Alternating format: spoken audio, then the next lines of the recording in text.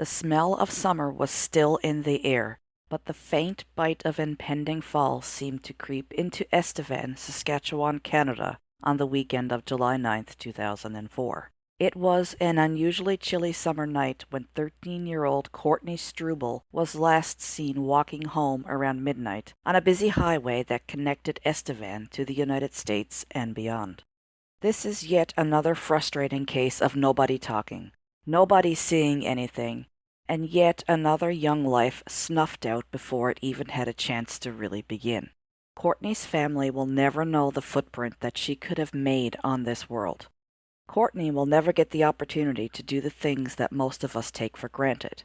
She missed the best years of our lives, so they say. Or did she? There are those who think that Courtney may have started a new life somewhere else. But police think that Courtney was a victim of a homicide. So which is it? What actually happened to Courtney remains a mystery. Courtney Janelle Struble was born on November 22, 1990 to parents Mark and Joyce Struble. Her parents had separated years prior and she was staying with her father at the time of her disappearance. Allegedly, she and her mom were not getting along so well.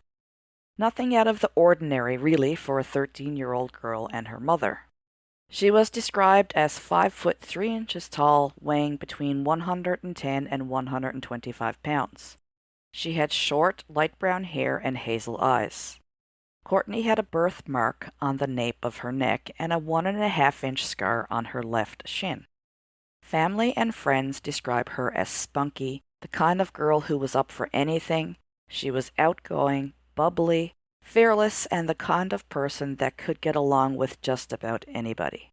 She was really excited to start grade 9 this year because all of her friends would be attending the same school.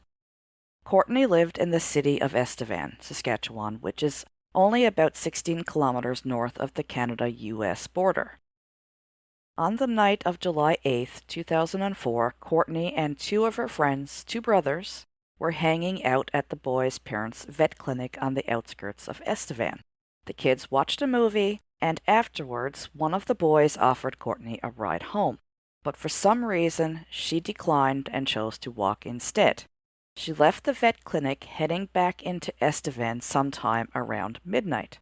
She was wearing running shoes, blue jeans, and a gray hoodie. And reportedly, Courtney was last seen in the area of Highway 39 and Woodlawn Avenue North, which is now known as Sister Roddy Road. I've seen various times reported, but she was last seen sometime between the hours of 11:30 p.m. and 1 a.m. that night or early morning. Highway 39 is one of the busiest roadways in Saskatchewan. I actually read one report that called it one of the busiest highways in all of Canada. It is a major trucking route that begins at the southeastern corner of Saskatchewan at the Canadian-US border. It continues northwest to Estevan. The highway then splits the city of Estevan in half, acting as a main thoroughfare throughout the city. The highway then goes on northwest for another 235 kilometers to connect to the Trans-Canada Highway just east of Moose Jaw, Saskatchewan. The busiest part of this highway is east of Estevan into Benfait. I imagine it would feel very lonely and very scary walking alone on a dark highway in the middle of the night, even if there was plenty of traffic. But for some reason, that is what Courtney decided to do that night. Courtney never made it home. Mark Struble, Courtney's father, reportedly has said he didn't realize that she hadn't come home until the next morning. He reported her missing the following day to the Estevan Police Service. I read that he had said that he had to wait 24 hours to file an official missing persons report. In a 2014 interview with Courtney's mother, Joy, she says the family started looking for Courtney on the morning of the 9th when Mark phoned to say that she hadn't come home. It must be your worst nightmare to not know where your child is. The terror of realizing with each passing minute and hour that your child is not with any of her friends, she's not with any of her family. Where do you even start to look? The anguish that must come with having to scour the sides of roads for a sign of Courtney, or the signs of an accident. What do you do next? One of the first things that investigators did was go and check out Mark's house looking for clues. When they were there, they found that Courtney had left behind her stuffed animals, her clothing, her wallet, and her makeup. Family and friends knew right away that something was wrong, because Courtney had plans with her friends for later that week, and she was supposed to go to her part-time cleaning job and finish up. She didn't show up to either one of these. She also didn't show up the following weekend to collect her pay from her job. But do you know, the Estevan Police Service classified Courtney as a runaway. Why come to that conclusion? It really doesn't make sense considering she didn't take anything with her, but nonetheless, this is how the investigation into Courtney's disappearance would proceed for the next 5 years. Now, that being said, the Estevan Police Services had to deal with a lot of false sightings of Courtney, some of which police believe were actually friends of Courtney that were trying to protect her and help her to not get in trouble with police or her parents. And of course, all of these false leads had to be investigated, and well, that takes time and attention away from what really may have happened. It does make you wonder, though, how much was missed by a police force that thought that they were looking for a kid that ran away? How could things have been done differently? Did the police search for Courtney with the same sense of urgency as if her disappearance had been a case of foul play? In an interview with the Estevan Mercury in 2008, the Estevan Police Service's lead investigator said that there was no evidence of foul play. He said that there was a possibility that if Courtney was still alive, she could have changed her name and may not want to be found. Maybe so. But when the case was handed over to the RCMP, or the Royal Canadian Mounted Police, to investigate in 2009, and they started to scratch the surface of this case, it became obvious quite quickly that Courtney was not a runaway, but rather Courtney was the victim of a homicide. When the RCMP took over the investigation, they say that it was an active, ongoing investigation, but they basically started from scratch, and they restarted the investigation over again. The RCMP have determined that Courtney made it back into the city of Estevan that night.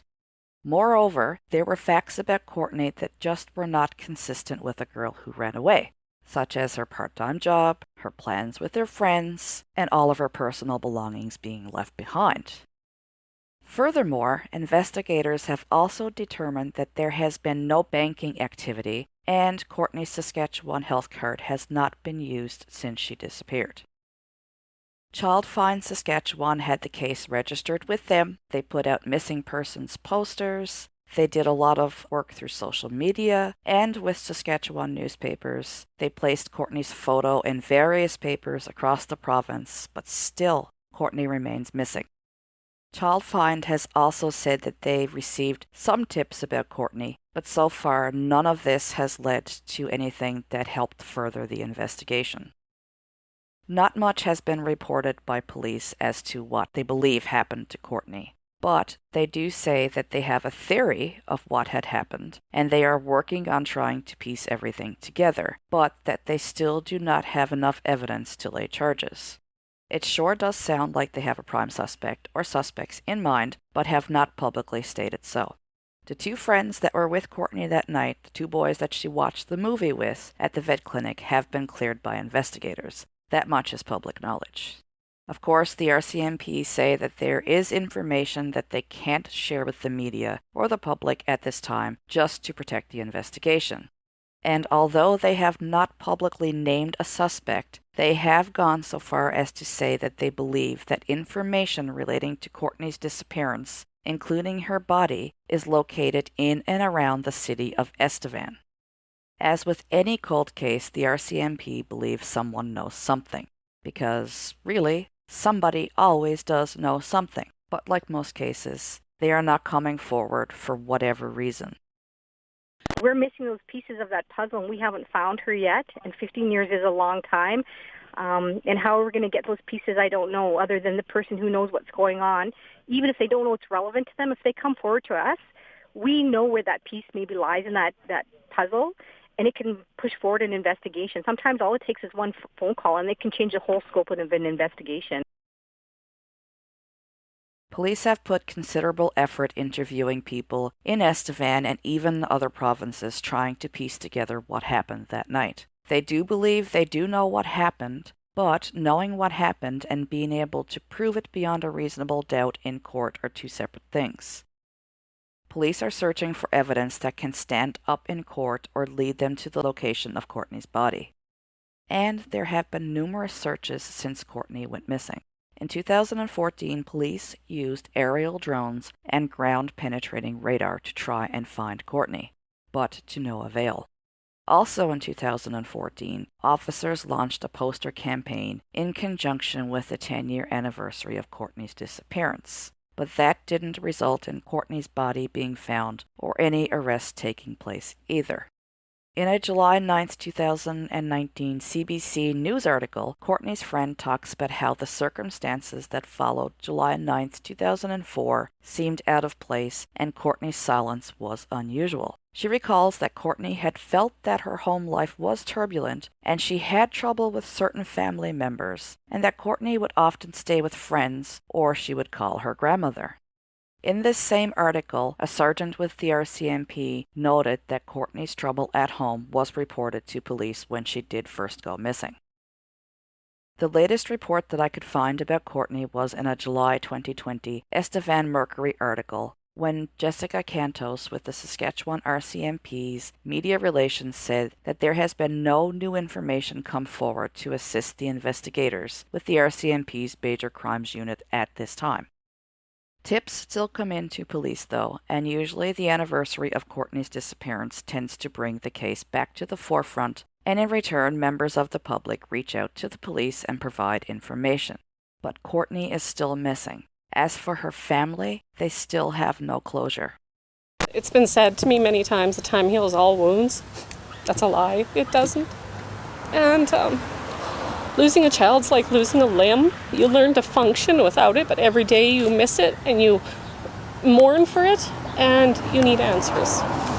And that's what we're hoping we'll get from this press conference, and I appreciate everybody's help.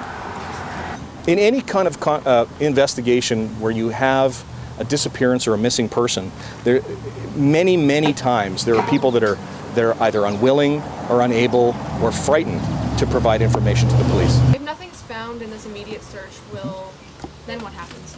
We'll keep going. Never give up. This file will never close until we find Courtney. I can promise you that. And rumors. You know those pesky little buggers? Well, there are still a few of those that linger today. And there are still those out there who think that Courtney actually did run away. But I think that when the RCMP publicly states that they are looking for a body, it's obvious that they have pretty significant evidence to say that, especially the RCMP, who are notorious for being very tight-lipped. As late as 2008, Child Find Saskatchewan received a tip from someone who believed that they saw Courtney outside of the province. There's been many of these sightings outside of the province, but according to investigators, they have followed up on all of these tips, and none of these leads have led investigators any closer to the truth. There also is a lot of chatter online that a family member was responsible for Courtney's murder, or that family members may know more than they are saying. But, it's just online chatter, so take that with a grain of salt. If you would like to help get Courtney's story out there, there is a Facebook page called Help Us Find Courtney Janelle Struble. And if you want to head over, check it out, and share Courtney's case. It's long past due that this young girl and her family get the justice that they deserve. As for the investigation, police say this file will always remain active until those responsible are found. Anybody with any information, anything big or small, could actually be the missing piece to this puzzle and are asked to contact the F Division RCMP Historical Case Unit at 639-625-4111 or toll free at 1-833-502-6861. You can also call Crime Stoppers anonymously at 1-800-222-TIPS. or 8477.